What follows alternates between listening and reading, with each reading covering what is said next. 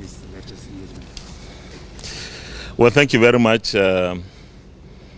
This is one of the regular visits. I come here, or I come with sometimes come with my colleague and friend and brother, the Speaker of the House of Representatives. Today I'm alone, but I've come to update Mr. President on the activities that are lined up in the Senate, particularly, and the National Assembly in general. You recall that we have several bills, very important ones at that are pending, and we are working round the clock. We are at the moment dotting the I's and crossing the T's on the PIB, the petroleum industry bill, and by the grace of God, our committees, the joint committees, will finish their work on it by the end of the week. Hopefully, the reports would be laid on Tuesday in both chambers. This is what we have planned, and this is what we are working towards. You also know that the President, the executive arm of government, had submitted a supplementary budget request. In the Senate, we have had the second reading yesterday, and we have given the appropriate committee, the appropriations committee, particularly to deal with it with relevant committees of defense-related and other security agencies-related committees, and of course for COVID-19 vaccines that we have to procure, we need the health committee and of course the primary health care committee as well to work on the supplementary budget request of Mr. President. And we expect a report on this by Tuesday, by the grace of God, and we may consider that report on Wednesday next week, so that we're able to pass the request because of the urgency and the need for us to hit the ground running. We need to give so much attention to our security agencies because of the situation across the country, and of course the COVID-19 vaccines procurement is also an essential thing that we need to do. We also have some work to do on the Electoral Act Amendment bill. Our committee in the Senate and indeed in the House have worked jointly, and we have very little to do really to get the report laid and considered in the two chambers.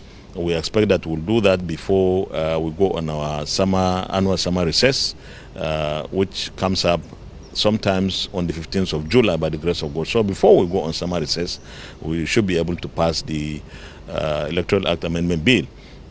We also have outstanding confirmation requests for national commissioners of INEC.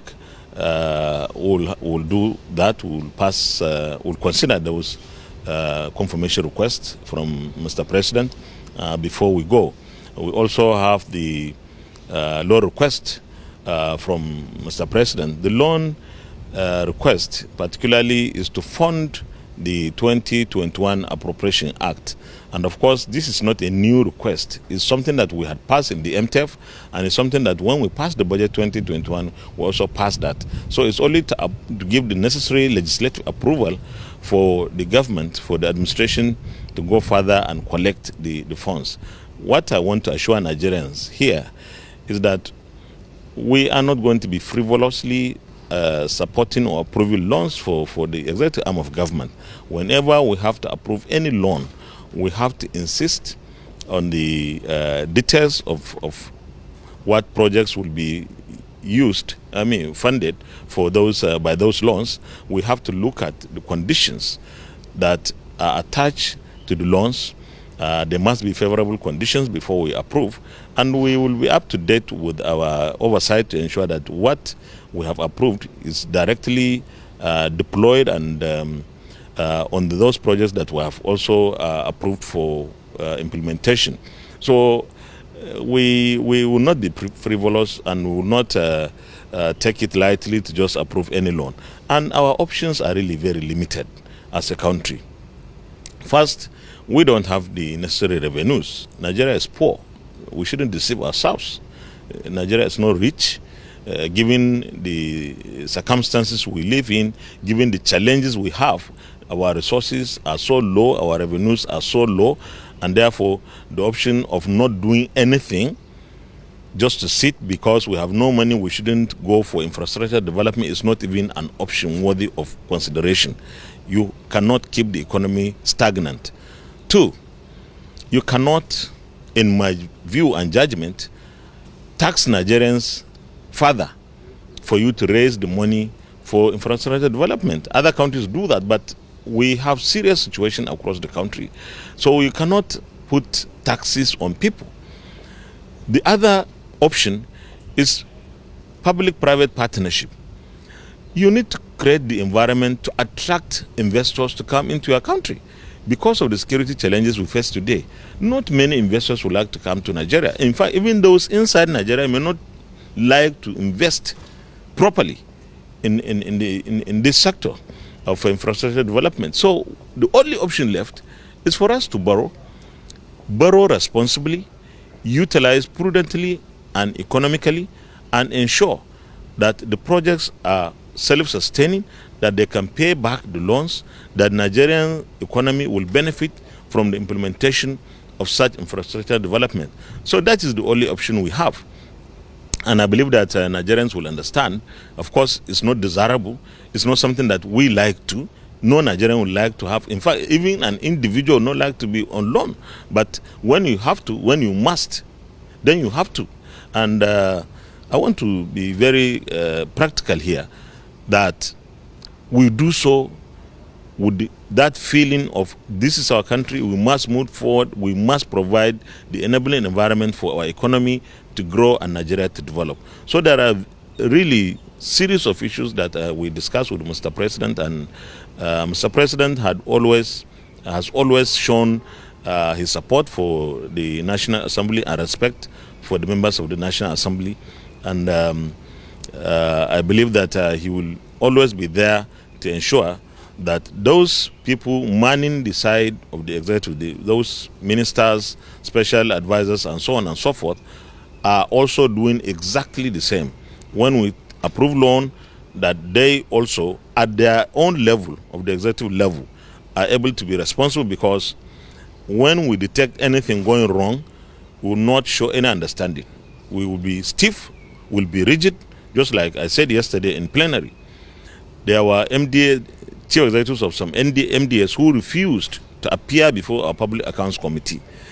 I've given an advice to the Public Accounts Committee in the Senate, right, to remind them, if they fail, give us a list of all of them, we'll publish the names, and we'll insist that they are brought to the National Assembly under a warrant of arrest. So, but we want something smooth. We want to have a relationship that is decent, that is cordial, for the benefit of the people of Nigeria. So I'm very happy with discussions I had with Mr. President, and of course this is our house as well, as Nigerians.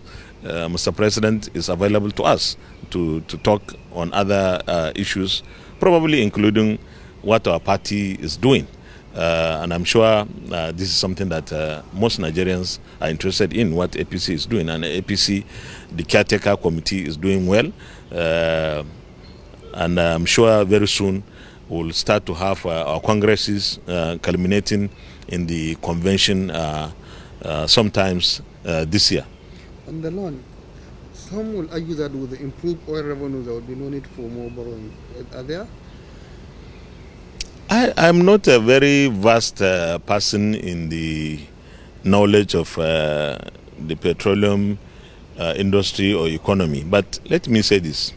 Because we don't refine our petroleum products here in the country, when the price of crude goes up, we get a certain percentage of increase, right? Because we export.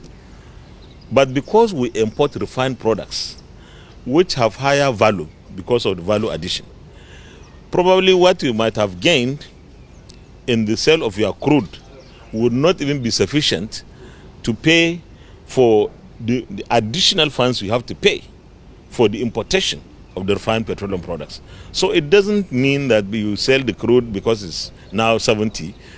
In fact, I am sure those in the handling the economy get worried sometimes when the price of crude goes up, because they know the consequences of importation at that rate.